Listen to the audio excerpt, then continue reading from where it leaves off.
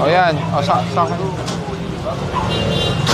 nakaharang sa bangketa eh. Buti sana kung ngayon lang yan. Nakakailang balik na kami. Ang awa, unang beses, pangalawang beses. Ito hindi ko na mabilang. Hindi ko na mabilang kung ilang beses kayo sinasabihan dito. Anong wala? Eh, nasaan ka?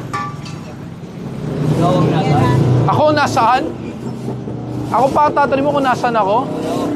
Baka gusto pakita ko lahat ng video nyo dito. Lakas ng loob mo ah.